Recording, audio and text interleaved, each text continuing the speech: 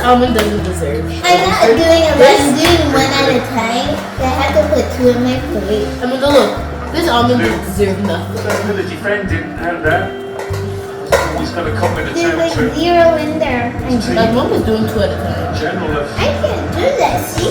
I'm waiting as quick as I That's why can. I was ripping them between her fingers. I'm not. I mean, her hands. I'm doing this. Just need to exert a little bit of energy. Oh, yeah, mom has a lot of energy from Tony Marguerite.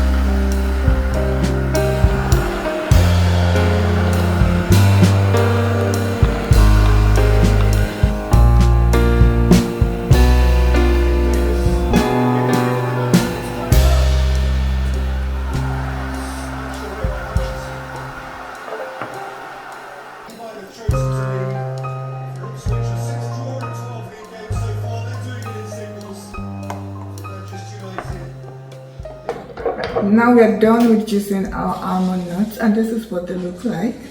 I'm going to bring it up close. This is what it looks like up close. It's just like real milk.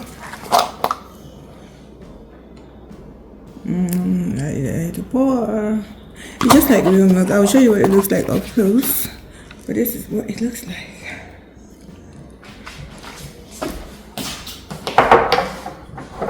So you can use this just like your almond nuts that you get from the store.